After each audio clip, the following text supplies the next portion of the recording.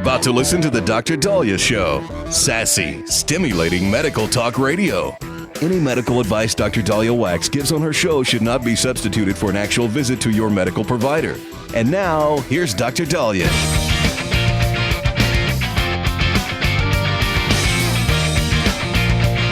All right. We are back on Dr. Daliah Show. Thank you all for tuning in. 1-877-DOC-DALI, 1-877-DOC-DALI. So I guess maybe it's because I'm middle-aged, but I have friends and acquaintances whose marriages are struggling. And some of them are actually in the process of getting divorced. Some are thinking that the marriage is already over, but do they take it to that next level, or do they still stay married to them? So I figured we'll talk about in this opening segment, do you stay married to somebody who you think doesn't love you? Now that's tricky, because if you really are with somebody who can't stand you, doesn't love you, doesn't care about your well-being, couldn't give a rat's butt about you, I wouldn't waste another second of my life with that person. But I also am picking up on people who break up because they think they're out of love with each other, only to come back to each other. And so saying, I don't even love you anymore, or the love is gone, and then going through that process to go, oh, wait a second. Wow, I guess I do still love you. So before you make any decision, okay, get this researched. Go to a counselor or your doctor or whatever, and let them kind of, teach you about some of the red flags or the cues, because people fight all the time. And in fact, it's interesting. When I hear couples fight, but don't hit each other, no domestic abuse or whatever, yet I hear couples are like, we just never fight. Yeah, we don't talk much, but we just never fight. Which couple is stronger? Is it the one that fights and has a passion about something and they're trying to meet a compromise? Or the couple where it's like, I don't really care, whatever. Yeah, just you do your thing, I'll do mine. So, the number of fights don't necessarily quantitate to or equate to a meaning your marriage is in the dumps. Now, if you're always fighting, if you're always disagreeing, if you have more bad days than good, that's a problem. You can't live your life like that. But how you could tell if somebody loves you is, one, they want to be around you. Now, I know there's a lot of issues with people and intimacy and sex and, erectile dysfunction and all that. But sex isn't the only marker. If somebody wants to be intimate with you and to be close to you and to cuddle and to hold your hand, and they just want to be around you and have your touch, okay, that counts too. So that's an issue. That counts. If you see them want to compromise, like, look, I don't want you unhappy. You don't always want to be the compromiser. You hope it's give and take. But look, I want us to be happy and have longevity.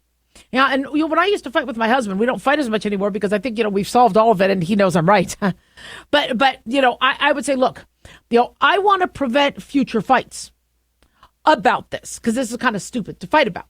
So what do we do to fix it so it's not an issue in the future? And so there's a lot of things we fixed in our 20, God, how long have we been married? I'm sorry, I got to do the math.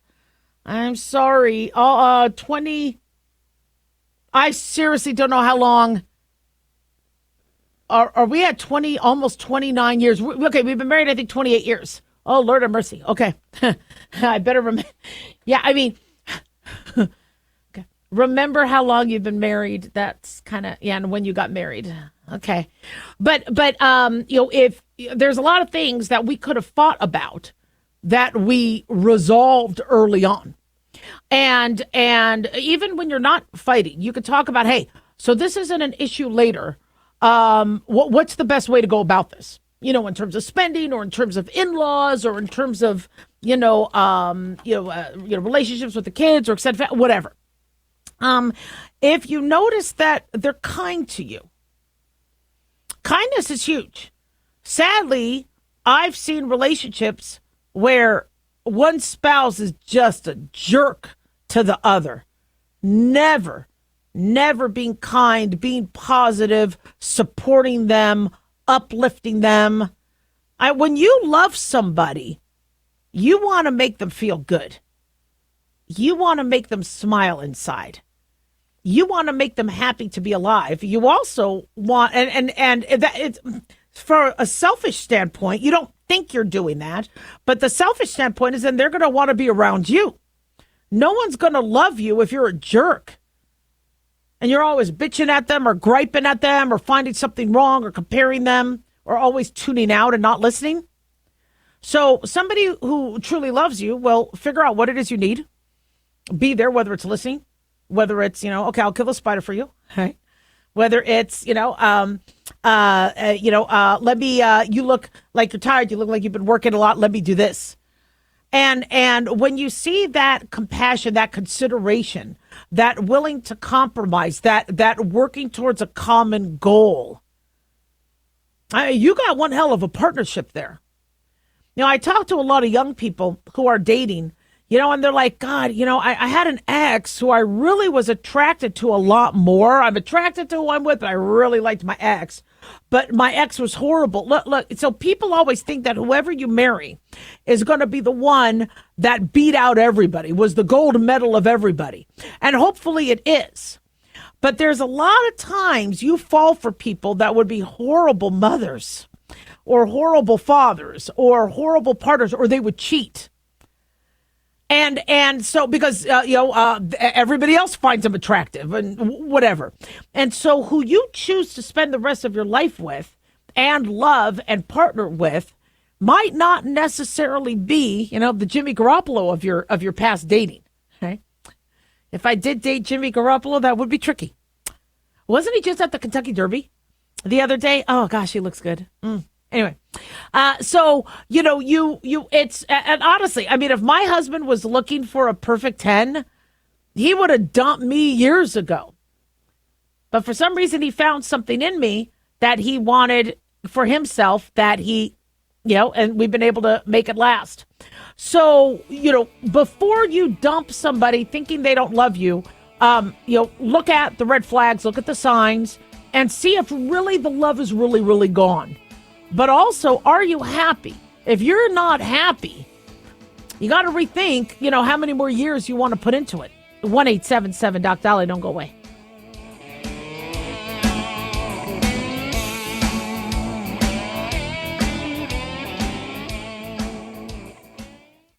Dr. Daliah here. Are you tired, burned out, gaining weight, succumbing to the daily pressures of life? Well, how's your dopamine doing? How you feel right now, how you'll feel an hour from now, and how you'll feel next week is completely reliant on your dopamine. Our daily motivation and willingness to push through challenges depends on the intricate chemical process dopamine provides. Christian Kalikas and I created Deploying Dopamine, a book that tells you what dopamine is, when it dysfunctions, and how to successfully deploy it when needed. Find Deploying Dopamine on Amazon today. Check it out. Carl Amari here to tell you about our newest website for old-time radio lovers. It's 100radioshows.com. At this site, there are 5 old-time radio shows waiting for you to download free as our gift to you, and be sure to browse the additional 700 old-time radio shows available to you for 70% off by using the promo code RADIO at checkout. This is a limited-time offer, so log on to 100radioshows.com. That's 100radioshows.com.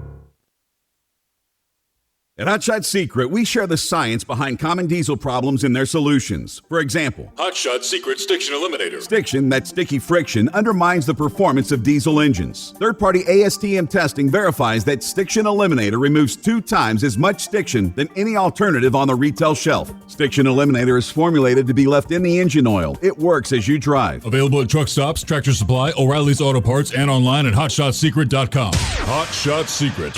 Powered by science. In a study, it was found that 33% of 44 herbal supplements had no trace of the advertised herb. Don't let that happen to you. Hi, this is Dr. Mitch. If you want to ensure quality, please go to TotalWellness.com. Supplements made for physicians only now available to you too. TotalWellness.com, helping you to look good, feel good, and enjoy total wellness.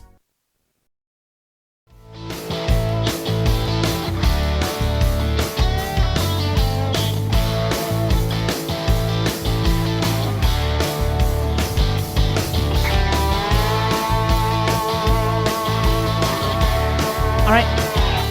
We are back on the Dr. Daliah Show. Thank you all for tuning in. 1-877-Dr. Dali, 1-877-DOCDALI. Big thanks to Talk Media Network for making the show happen. Big thanks to Daniel, our producer, and big thanks to you all for tuning in. We really do appreciate it. Don't forget to follow us on Twitter or X at Dr. Daliah, Facebook, The Dr. Daliah Show, and on YouTube. Click like and subscribe. So this headline caught my eye. They say cancer deaths and tax rates are linked. They said every $1,000 in additional taxes equates to 4% reduced cancer mortality. Researchers have looked at how state level tax revenue impacts our cancer health. That's fascinating. This study was published in JAMA Network Open, the Journal of American Medical Association Network Open. Researchers from the Ohio State University, this has been reported by Fox News, Emory University in Georgia, and the University of Verona in Italy, analyzed 1,150 state years of tax data over a 23-year period between 97 and 2019. A state year refers to 1 year of data from one state. So if they looked at 1,100, that means, let's say they looked at, 150. Let's look at, if they looked at, 50 states and, 40, whatever. You guys do the math. But so each state year refers to 1 year of data from one state. Cumulatively, they got 1,150 state years of tax data. They also reviewed population level cancer screening rates and cancer related deaths from the CDC. And the states with higher tax income were found to have increased cancer screening rates and decreased cancer mortality rates. For each $1,000 increase in tax revenue per capita, the population had a 1.61 increase in colorectal cancer screening, a 2.17% increase in breast cancer screening, and a 0.72% increase in cervical cancer screening. They said among those who had tumors, every $1,000 increase in tax revenue per capita was linked to up to a 4% increased death rate among white patients. The same reduced risk was not found, however, for racial and ethnic minority populations. So researchers wrote, state-level tax policy is an underappreciated social determinant of health that may improve cancer screening and mortality rates. They say these findings suggest that state-level tax revenue may serve as one aspect of a multifaceted approach to improve cancer-related outcomes in the U.S. and help bridge cancer care gaps, particularly in more progressive tax policy settings. Okay, I hope nobody's thinking of let's just raise the taxes and hope by default everybody does better. They said prior studies have identified tax policy as a predictor of public health, particularly for infant mortality risk and overall health outcomes. So they think the tax revenue serves as funding that promotes the common good by ensuring access to safe, healthy environments and quality health care, while progressive taxes can substantially increase the disposable income of working class households, thus enhancing their living standards and improving their health and cancer outcomes. So basically what they're saying is if more tax dollars are going to people who don't have money, that may increase their ability to get insurance and to get screening. So more money to Medicaid, more people using Medicaid. That's the theory. What might be, though, actually going on, and that could play a part of it, is many more rural areas that don't have as high a tax burden has fewer hospitals, has fewer medical centers, have fewer population, have fewer doctors. Whereas in Las Vegas, there's an urgent care every corner. In California, there's tons of hospitals. New York, lots of hospitals, not to mention, some of the best in the country. So when you're looking at, these states where taxes are high. Now, Nevada does not have state income tax, but boy, do we sure have a lot of other taxes that really kind of hit us. Our gas is some of the highest, most expensive in the country also. So, we might pay in other ways, but California, New York having some of the highest taxes. Now, they have a lot of medical centers. They have a lot more doctors. They have a lot more residency programs, so they attract more doctors. So, Dr. Mark Siegel from Fox News said one possible association could be that the higher your taxes, the more money you would have to buy healthier food and more luxury for relaxation and exercise. Now, I don't understand that because you're paying more on taxes. So they say having more money to pay for extra treatment, earlier diagnosis, and better care can also help prevent cancer death. But that's, if you're paying the taxes, then your less money is going to the healthier food, et cetera. Who knows? So, okay, does that mean you should move to a higher tax area? No, but one thing, though, I am concerned about, being licensed in multiple states, including Alabama, Mississippi, Iowa, Wisconsin. I'm licensed in many areas, Arizona, Washington, Colorado, where some people are urban, in Denver, in Phoenix, in Des Moines. But I have others where they say, I can't go to the doctor. The local medical center is 2 hours away. 2 hours away. See, I want to see, we could have taken all that Obamacare money all those years and put it into clinics in every city, every county. That even if people paid $5, just had some skin in the game, we could have built clinics, staffed them, give doctors discounts off their CME and their licensing. I think my Nevada license is $800 every 2 years. So for $400 a year, and you ask a doctor to volunteer one day or twice a year, they might do that to not have to pay, the money for the licensing or whatever. There's a lot of ways to make something like that happen. But unfortunately, we have many rural individuals and citizens who just don't have access. And when they do go to the city or the metropolises or the urban sites, the hospitals are overwhelmed. So an associative look at this, going, well, let's look at who died of cancer and let's look at the tax rates. You'll see these studies going, well, let's look at your zip code. Is your zip code deadly? Well, is it because it's in an area of higher crime? Is it because it's in an area of higher pollution? Is it because there's lack of law enforcement? Why is it, more deadly? So it's very easy to go back and look at these cross-sectional studies going, okay, well, let's look at your zip code. Let's look at your tax rate. Let's look at this. And they're cool to do. I think it's a cool study.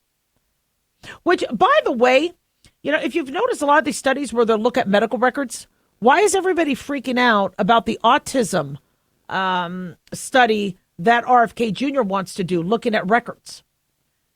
I mean, obviously somebody is looking at records. With other studies, I think everybody has a right to privacy, but and how they do that is they eliminate your name and birthday and any sort of identifying factors. But people are looking at records all the time. Somebody obviously had to look at these records for breast cancer and colon cancer. But it could also be the attitudes towards medicine. There are some areas where they're like, get yourself checked out, stop the smoking. In California, you can add greens and arugula to anything you want to eat in that state. That's kind of harder to do in other areas. California, though, is expensive. Very expensive to live. Their water is expensive. You have to pay for a bag. So definitely not easy. But does that turn into your health? Somebody could say, well, if you're living in California and you're stuck in traffic, when I was training at UCLA, it was an hour and a half each way. So not only was I putting in 12 plus hour days, not to mention the 36-hour shifts, but I also had an extra 3 hours of commute on top of that, going and coming back. What does that do for your health? So some of these urban areas, they might seem to have better outcomes in some respect, but what about the heart attack risk? Are heart attacks higher in urban areas or states that have higher taxes? Now, I don't know how much it costs to live in Alaska, but gosh, that state is gorgeous. I don't know how much it costs to live in Hawaii. Hawaii has some of the best health outcomes. Hawaii is one of the happiest states. Well, I would be too if you walked outside and had beautiful weather and saw all the trees and the green and the water and the music and the people being so kind. But it costs something to live in paradise. It's going to cost.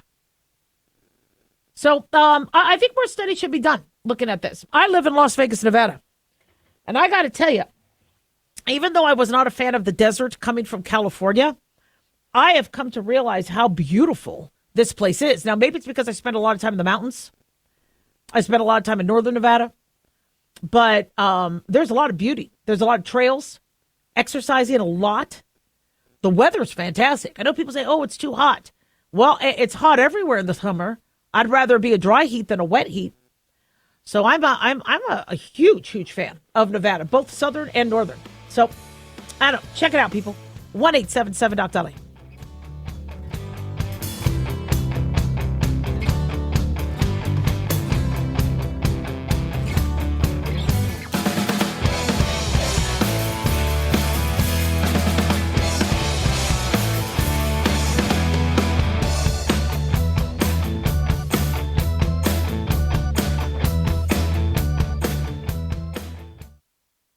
At Hot Shot Secret, we share the science behind common diesel problems and their solutions. For example, Diesel fuel cetane levels. in many states, the cetane rating in diesel fuel is 42 to 45. Most diesel engines operate more efficiently with a cetane rating of 48 to 50. One treatment of Hot Shot Secret Diesel Extreme will raise your cetane 7 points, increase fuel economy, and improve cold starts. Due to a cleaner burn, there are less hydrocarbons and particulate matter in your exhaust. This reduces the blockage of your diesel particulate filter. Using Diesel Extreme generates 83% less DPF regeneration. The 6-in-1 Diesel Extreme formula also includes the most concentrated detergent on the market, lubricity enhancer, water demulsifier, rust and corrosion inhibitors, and a fuel stabilizer. Hot Shot Secret Diesel Extreme is available nationwide at truck stops, fine farm and auto stores, and online at hotshotsecret.com. Hot Shot Secret, powered by science.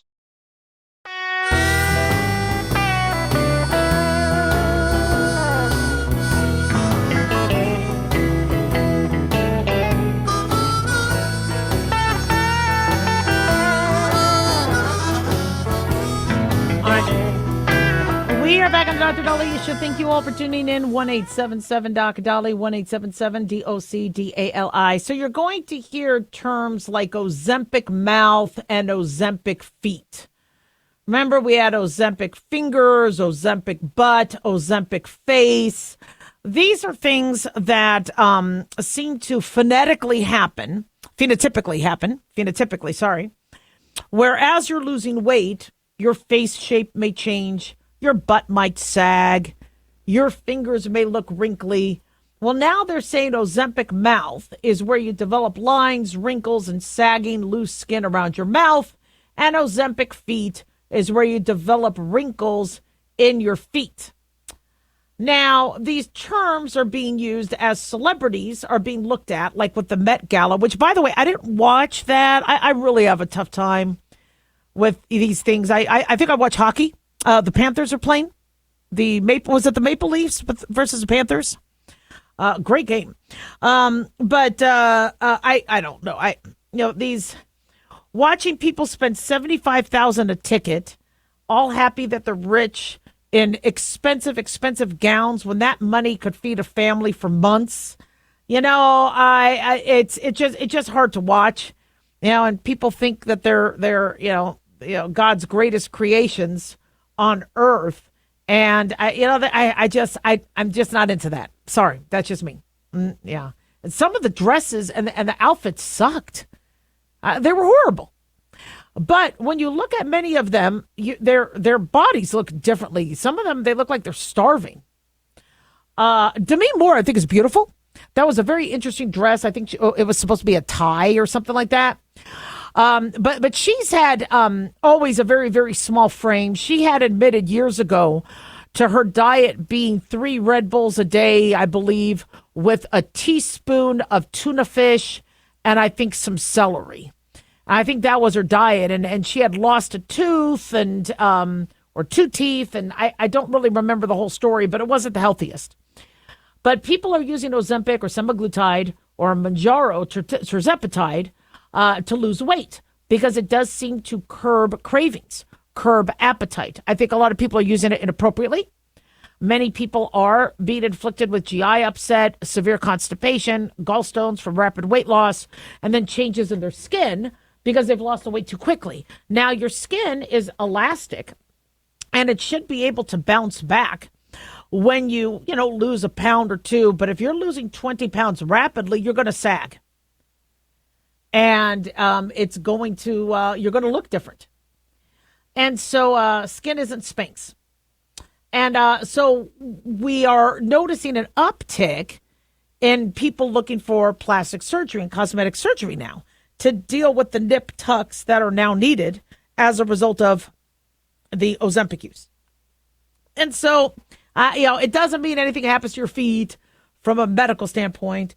Doesn't mean your hands and your mouth, but people do look older. Now, George Clooney, I don't know if he's taking semaglutide or not, but all I know is I've done a double take going, wow, he's aged. And he's also very slender. Now, it could just be he lost weight. Now, he's eating healthy. But when people do lose weight, they look older. Because fat, gets rid of some of the wrinkles. And it's so, people who are heavier appear to look younger. They aren't necessarily healthier, but they look younger. So, yes, when you lose the weight, you're going to age. Now, if you could lose weight, lose weight. But understand that rapid weight loss will sometimes make you look ill. And you want to do everything gradually. And I understand some of us, we need to lose 50 pounds and fast. But if you lose the 50 pounds too quickly and you gain the weight back too quickly, that's a problem. And so, I would, before you get started on something like this, because again, for some people, they're paying $1,000 a month. Talk to your medical provider about what the goals are. Is it that you want to control your blood sugars? Is it because you want to get away from being pre-diabetic? Is it because you're tired of your blood pressure being high? Is it because you have sexual dysfunction? Is it, that you want to look good in a bathing suit? I think many people are feeling left out, that FOMO. And I'm hearing from a lot of people and moms where, this person's on it, this person's on it, they look great, so now I want it. And you see one person do it, everybody wants to do it. It's like when somebody got engaged in your friends group, then everybody wanted to get engaged. Slow down. See if it's the right thing for you. Because the concern I have is I'm seeing a lot of people not only have the GI side effects or the issues paying for it, but they're saying it stopped working. Nobody's talking about in the news how this might stop working and your body may become tolerant to it. What I'm hearing from patients is when they do stop it because they can't afford it if they're not losing any more weight, boy, do they get hungry and boy, do they rebound. So if you are 25 and you want to be skinny when you're 40, you might have to be coming up with another plan than just Ozempic. What's going to be your exercise routine? Are you going to build up your muscle mass? What happens if you stop, getting insurance coverage for the Ozempic and you don't have the $1,000 a month? What happens if you get side effects where your doctor says you can't take this anymore? It's hurting your pancreas. What happens when it just stops working? Now, my recommendation is for people who are using it for diabetes and for, other health metrics, do exactly, obviously, what your doctor says. Okay? If they want you want it, if they don't want you want it, do whatever they say. But for those of you who are like, I want to lose weight, and we got the summer coming up, and we got prom next week, you might want to be a little smart about it. What a lot of people are doing is they're going to the highest dose very quickly. And if you go to the highest dose very quickly, you don't have a lot more room to go. In fact, I had one person say they needed a diet pill on top of their Ozempic because their Ozempic stopped working. And what they want to do is slowly stop the Ozempic while taking the other diet pill. This person's going to gain their weight back. And I'm like, why are you on so high a dose? Are you diabetic? No. It's just I was losing weight and then it stopped. So I went up and I went up and I went up. Some people are overdosing on the stuff. Come on. And look, I get it. I would love to look like one of these celebrities who could wear one of these gowns. I mean, these people look amazing, but they also look like they're starving. They also don't look very happy. They look like they're sucking in their stomach. They're sucking in their cheeks. They can't look at any food. They're worried they're going to have a wardrobe malfunction, which I hear keeps happening, where people's boobs fall out of their dress. Come on. So for those of you that are starting to notice, look, I'm losing weight, but the face is looking different. The feet are looking different. My bowels are whatever. Just have a doctor take a look at you. All right. Make sure you're doing it right. Make sure you're also not losing muscle. If you start to lose muscle, you're going to look very gaunt. You're also not going to lose your metabolism, and you're not going to be able to keep your metabolism up.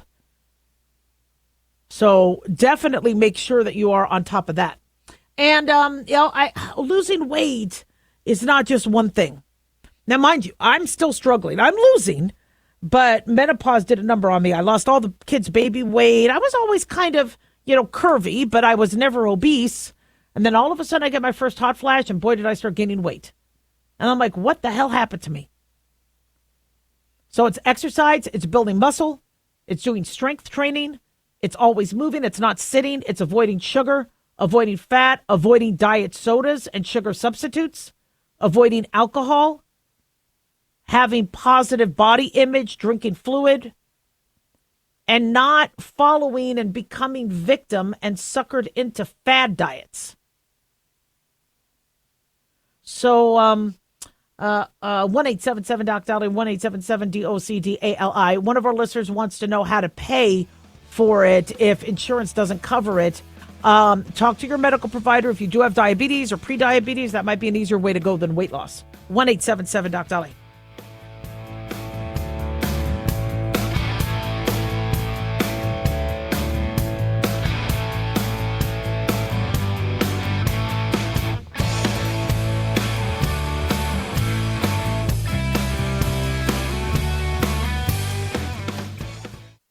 Hi guys, Dr. Daliah here. Addictions can sneak up on us and come in many forms, whether it's drugs, alcohol, sex, video games, porn, or something less obvious such as food, internet, or shopping. Addiction can seem innocent at first and then evolve into an insurmountable evil. In our book, Addiction Basics, Caitlin Kalikas and I dive into the common addictions and provide tips for identifying and preventing these before they sneak in and take over our lives. Addiction Basics can be found on Amazon or my website, drdaliah.com. Check it out. At Hotshot Secret, we share the science behind common diesel problems. For example, Diesel fuel cetane levels. the cetane rating in diesel fuel is 42 to 45. Most diesel engines operate more efficiently with a cetane rating of 48 to 50. One treatment of Hotshot Secret Diesel Extreme will raise your cetane 7 points, increase fuel economy, and improve cold starts. Hot Shot Secret Diesel Extreme is available nationwide at truck stops, fine farm and auto stores, and online at hotshotsecret.com. Hot Shot Secret, powered by science. Self-reliance. It's not a phrase we hear much in our culture these days. It might conjure up images of pioneers, the West, rifles, strapping men, and strong women. But what does it mean for us in today's world? The New American Magazine has just released its latest collector's edition, Self-Reliance, Foundation of Freedom. In it, the New American authors outline the necessity of self-reliance for a free people, tips for self-reliant living, and the importance of not giving up hope. This unique edition includes articles on the self-sufficiency of the founders, preparing for a worst-case scenario, firearms, financial self-reliance, the importance of community, and many other topics by expert writers. Now, for a limited time, the New American is offering a bundle of 3 collector's editions, Self-Reliance, The Great Reset, and Trump World, for just $19.95. Available at shopjbs.org. Visit shopjbs.org today.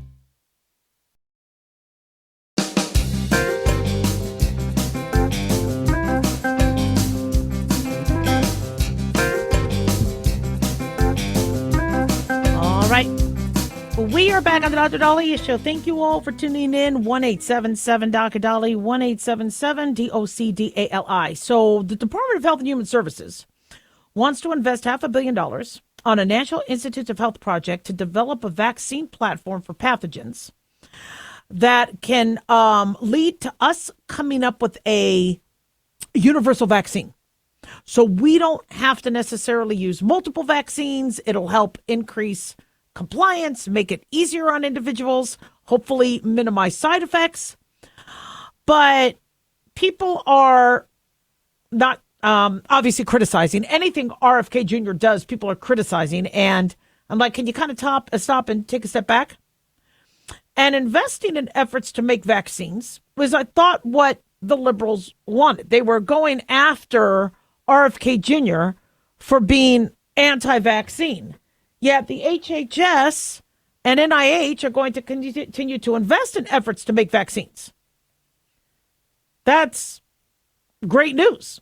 So why are people fighting it? Yeah, because they just want to complain. However, now they're starting to focus their criticism on the technology. So you're going to see a lot of headlines saying that HHS and the NIH is going to use 20th century technology rather than 21st century technology to make a universal flu vaccine. And so one scientist that was, quoted by Stat News said, I was confused by the messaging because it's a 70-year-old technology. The technology they're talking about is what Jonas Salk used to create the world's first polio vaccine in the early 1950s, a killed, inactivated version of a virus. Well, how are we doing with polio? We're doing pretty damn good. That technology is pretty good. Didn't Bernie Sanders say we don't need to relitigate the science, which I disagree with? I think we always need to look at the science. So now people are saying, oh, no, you have to relitigate it. The polio vaccine, we need a different development. And people are just, guys, pick a side. Pick one argument because you keep going back and forth. Or just say you don't like RFK Jr. and then let's move on. But I like the idea of a universal flu vaccine. One flu vaccine that'll handle flu, even for future flu. So I guess scientists were interviewed by Stat News, and they asked not to be identified because they fear their institutions might suffer retribution for criticizing the plan. And really, what we do in medicine is we want to welcome all thoughts. And by the way, there's a way to discuss how this universal flu vaccine will be without you just complaining and criticizing. So I guess what some are questioning is why aren't we using mRNA technology or some of the newer technology? Well, one issue people had is it wasn't tried and true. We had mRNA technology for years, but in terms of the COVID vaccine, that was new. And we saw side effects with the COVID vaccine. Myocarditis, ITP, where a doctor lost his platelets and then died of a hemorrhagic stroke. With the adenovirus, the DNA vaccines, we saw it with Johnson & Johnson and AstraZeneca, blood clots. So, I mean, the new technology doesn't mean completely risk-free. And so if we're going to come up with a universal vaccine, or we're going to come up with a vaccine to kind of end the need of other vaccines, why aren't we looking at all the technology on the table? So if a scientist wants to, I guess, bring up some concerns, there's a way to do, if they really, really feel retribution, which is ridiculous, but if they really, really feel that, then how you pose the question, instead of saying, oh, why are you using 20th century technology? And why you could ask, when we are moving forward on this, what do we think is the safest, most effective technology? Do we want to look at what Jonas Salk did with the polio vaccine? Or do we want to look at mRNA technology? What are we looking at? And what are the benefits, the pros and cons? It's okay. That's how scientists talk. Boring. You don't necessarily have to be a jerk. And people just want to badmouth. That's all you hear. I mean, it's... So I guess the headlines are, scientists are just, their panties are all up in a bunch. And they are looking at how, this project, and it's interesting. One professor is a professor at University of Pennsylvania said, yes, we need a better flu vaccine. Is this project going to do that without examining it in detail? I cannot really say. And I would hope that the project has been reviewed by some knowledgeable people. That's not a bad statement. So several scientists reviewed initial results from a phase 1 trial of the NIH's group universal flu vaccine. By the way, they've been working on this for a while. And the universal flu vaccine targets 4 subtypes of flu. One, our flu vaccine we use yearly targets H1N1 ever since the 2009 swine flu, or was it 2007? Swine flu, so it protects against that, as well as flu A, flu B, And so usually the quadrivalent vaccine is what we get now. And they say some of the scientists were underwhelmed by the data. Well, listen, we have been trying to come up with a universal flu vaccine for as long as I remember. I remember them talking about this in the 90s. I don't think we're going to come up with it by September. But I love the idea that the NIH is going to look into it and look at where other data missed and why it missed. If we need to incorporate mRNA technology, great. If we don't feel that's going to be safe enough, or we don't feel that the public is going to want it, because here's the thing with the vaccine. A vaccine is only, good if somebody wants to use it. It's also only good if somebody wants to pay for it. A medicine has to be accessible. So flu shots, if your insurance doesn't cover it, people have been selling flu shots for $25, sometimes less. But how much has the COVID vaccine been? Hundreds and hundreds of dollars. So when people say, well, gosh, nobody's getting the COVID vaccine anymore. Well, once the government stopped paying for it, even when the government was paying for it, a lot of people didn't want a booster. But when the government stopped paying for it, that's expensive. So you're talking about a universal flu vaccine, and then they're complaining that we aren't using the expensive technology. Well, if a patient doesn't want to spend $500 to get the shot, it's just going to sit there and get wasted. But if it's a $25 vaccine, they might get it. So yeah, let's look at what we're doing now and what's effective now. So, flu comes every year. COVID is now going to come every year. Other adenoviruses, enteroviruses, rhinovirus, coronaviruses, there's so many different viruses that come and go. And we need them because it helps build up our immune system. If we live in a bubble and then we go out, we get hurt. Our body builds up a resilience. But some of these pathogens get very, very bad, and they can cause some very, very bad things. And so I am like rabies. I love the idea that we have a rabies vaccine. The whole killed virus approach, as opposed to a live attenuated virus approach, we use that for rabies. We use that for polio. We use that for tetanus. Now, are there better technologies? Could we come up with a better vaccine? I think we can. But if the vaccine is going to cost hundreds of dollars for a person to purchase it, they're not going to get it. And herd immunity does help. I don't think we're going to ever achieve it with the flu, but so, I recommend that scientists quit griping and actually let's all work together. 1-877-DOC-DALIAH. Don't go away.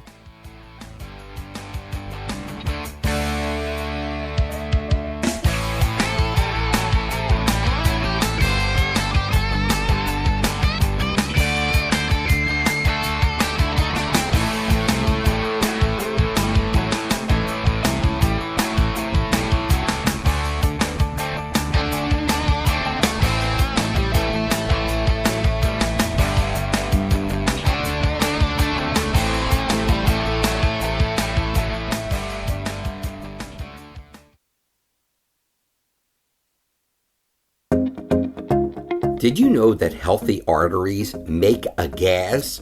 Yes, actually 3 known gases. Hi, I'm Dr. Mitch, and nitric oxide is a gas that's readily made all day long to keep our arteries open by relaxing the blood vessel walls.